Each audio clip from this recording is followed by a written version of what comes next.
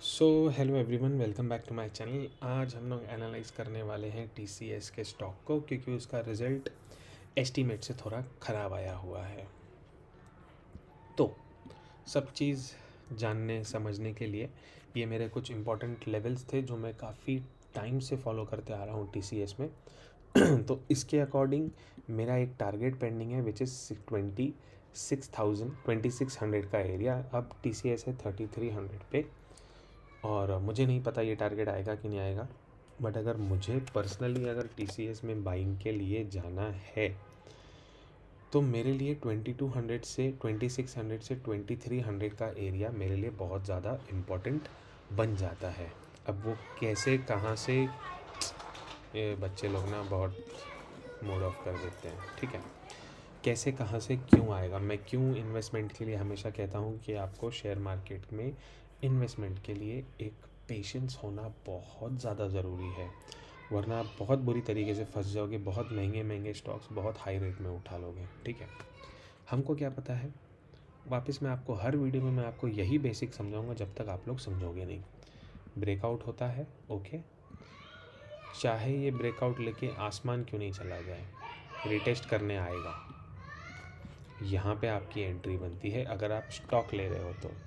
Index trading totally different है, stock trading totally different है according to my view. Index में volatility के कारण आपको ब्रेकआउट रिटेस्ट मिलता रहता है। इंडेक्स में ये चीज़ें कुछ दिनों बाद, कुछ महीनों बाद, काफ़ी बार साल भी लग जाते हैं। ठीक है, तो ये बाद में होती है। तो इसलिए लोगों को समझ में नहीं आता है कि हम स्टॉक में फंसते कैसे हैं। किसी दिन फुर्सत में बैठ के वो वाला भी वीडियो बनाऊंगा कि स्टॉक में आप लोग फंसते कैसे हो। ठीक है ना। अब आते हैं हम टीसीएस पे। जो मेरा स्टडी कहता है मैं आपसे वही शेयर करूँगा और कुछ नहीं करूँगा। Okay okay fine. ये रहा एक ब्रेकआउट, ठीक है, ऊपर गया रीटेस्ट हुआ। ये रहा एक ब्रेकआउट एरिया, वन साइड ऊपर गया रीटेस्ट हुआ। सब आपको दिखाते जा रहा हूँ जो जो होते जा रहा है। ठीक है, उसके बाद में ये एक हाई था, ठीक है, breakout retest and then bank पूरा ऊपर चला गया।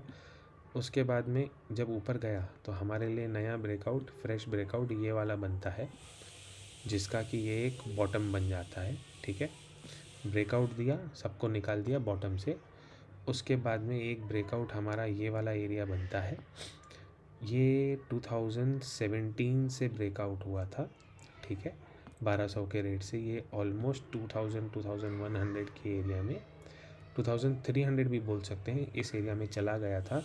बट अगर आपके पास में पेशेंस होते, ठीक है, तो आप 2020 में ये वाला लो समवॉट अराउंड 1400-1500 कुछ होगा। अब मैं देख नहीं पा रहा हूँ क्योंकि हमने लेवल्स ड्राइंग सारी छुपा दी है। अब मुझे आपको समझाना है। इस एरिया के आसपास आपको मिला। अब कोई तो लोग होंगे जिन्होंने 2200, 2100, 2000 में टीसीएस को बाई किया होगा। कितने मंथ यहाँ पे होल्ड हुआ आपको दिख रहा है? आई गेस 1 2 3 4 5 6 7 8 9, ऑलमोस्ट एक साल टीसीएस ने यहाँ पे टाइम पास किया है। उसके बाद जाके टीसीएस ने क्या दिया, यहाँ पे से एक ब्रेकआउट। अब ये पुराना हिस्ट्री देख के क्या आप यहाँ से टीसीएस बाई करोगे वापस से कि भैया वो 4000 से जाके इतना आया है, तो भैया वो 2000 से जाके 1100 आया था, आई मीन सॉरी 1300 आया था, तो क्या वो 4000 से 2400 नहीं आ सकता है? मेरे हिसाब से बिल्कुल आ सकता है।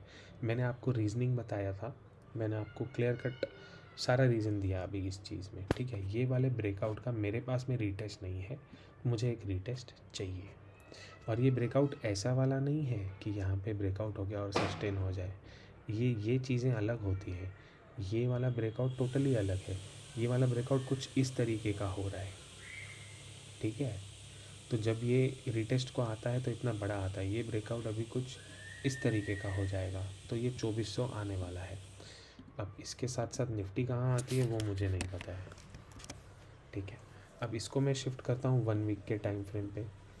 क्या अगर हमको बाइंग करनी है, अब हम क्या देख रहे हैं, high low, lower high, lower low, lower high, lower low, high, but close नहीं मिला, ठीक है। अब सबको दिख रहा होगा कि यहाँ से एक हेड एंड शोल्डर पैटर्न बन रहा है और TCS अब ब्रेकआउट देगा, बिल्कुल दे देगा, मेरे लिए बहुत अच्छा है। मैं दोबारा इसको 3800 पे शॉर्ट करूँगा। मैं यहाँ पे बाइंग करके इतना बड़ा रिस्क क्यों उठाऊँ, जबकि मैं ये स्टॉक को इग्नोर करके 3800 तक के आने का वेट करके मैं यहाँ से इसको ये वाला फॉल कैच कर सकता हूँ ना। हमको हमारे ट्रेड डिसाइड करने पड़ते हैं कि हमें कौन सी एरिया में कौन से स्टॉक में कैसा ट्रेड लेना है, और उसका इंतज़ार करना पड़ता है, बिकॉज हम स्टॉक में ट्रेड कर रहे हैं। डेली मूवमेंट आपको इंडेक्स में मिलता है, स्टॉक में आपको पेशेंस चेक होते हैं, ठीक है। तो क्या दिखा हमको, अगर यहाँ से ब्रेकआउट होगा तो कोई आदमी यहाँ स्टॉप लॉस लगाएगा, कोई यहाँ लगाएगा, ओवरनाइट कोई न्यूज़ आ जाएगी, सबके स्टॉप लॉस खा जाएगा और ये भी पॉइंट काट लेगा। तो मेरे लिए यहाँ पे बाइंग नहीं बनती है। मैं क्लियर कट हूँ, मेरा व्यू क्लियर है। 3800 निकलने दो, सस्टेन होने दो, कुछ प्राइस एक्शन बनने दो, ऐसा ऐसा ऐसा, फिर कुछ ब्रेकआउट देता है अगर, तो इतने से स्टॉप लॉस के साथ मैं यहाँ से एक बाइंग करूँगा। तब मुझे पता है कि हाँ ये वाला ब्रेकआउट हो जाएगा और इसका जो डेप्थ है इतना ही मुझे यहाँ पे एक बाहर की साइड में ब्रेकआउट का टारगेट मिलेगा।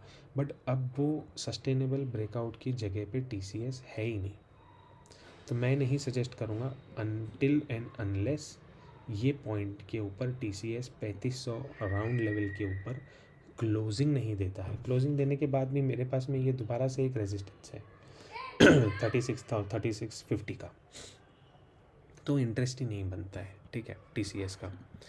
इसको ही अगर मैं डेली टाइम फ्रेम पे आ जाता हूँ तब मुझे क्या दिख रहा है, आइए एक बार वो भी चेक कर लेते हैं। डेली टाइम फ्रेम में क्या दिख रहा है, एक यहाँ से एक बुलिश कैंडल बनी थी, फियर से एक एग्ज़िट करवाया, फिर आज एक बुलिश कैंडल बनी और रिज़ल्ट आज उसका ख़राब है। तो 3364 या फिर 3379 ये एक रेजिस्टेंस एरिया बनेगा जहाँ से इसने रिजेक्ट होना चाहिए। ये पर्टिकुलरली कुछ नहीं था, राइजिंग वेज था, ये उसका फॉल हुआ है। और अगर हम ये फॉल भी कैलकुलेट करते हैं तो कहाँ तक का आया है, ये फॉल भी एग्जैक्ट 0.58 के एरिया में आया है और ये लेवल ऑलरेडी मार्क्ड है, मैंने कुछ नया मार्किंग नहीं किया है। और मैंने जो आपसे कहा कि 3364 एंड 3375, तो लकीली 3350 ये एरिया रिजेक्शन का आता ही आता है ना। और अगर इस वाले फॉल को अगर मैं ऐसे कैलकुलेट करता हूँ तो रिट्रेसमेंट आना चाहिए एग्जैक्ट 3359 है, तो 3364 एक इसके लिए रेजिस्टेंस है। यूजुअली होता है कि बैड न्यूज़ में TCS बैड न्यूज़ के कारण भी स्टॉक कभी कभी ऊपर रैली करता है। इस एरिया में मिलता है तो घबराना मत, शॉर्ट करना, छोटा सा स्टॉप लॉस रखना 75 से 80, 3360 में सेल करके 3380 का स्टॉप लॉस रखना। और टारगेट सीधा आपके बनते हैं 3116 पहला टारगेट बनता है, क्योंकि ये पुराना सपोर्ट एरिया है। दूसरा टारगेट आपका बनेगा 3054 का, बहुत लंबे टारगेट दे रहा हूँ, स्टॉप लॉस बहुत छोटा दे रहा हूँ, है ना। तो ऑल इन ऑल ये मेरा TCS का व्यू है। बाइंग के लिए अभी भी मुझे उसमें स्ट्रक्चर रेडी नहीं दिख रहा है। बाकी कुछ हेल्प हो तो टेलीग्राम है, यहाँ पे आके आप मुझे कांटेक्ट भी कर सकते हो, मैसेज भी कर सकते हो, या फिर यूट्यूब पे कमेंट कीजिए, मैं वहाँ भी आपको रिप्लाई देने के लिए बिल्कुल ट्राई करूँगा। That's it, thank you. बाकी निफ्टी बैंक निफ्टी का एनालिसिस वीडियो मैंने डाल दिया, एक बार वो भी जाके चेकआउट आप कर सकते हो। Thank you.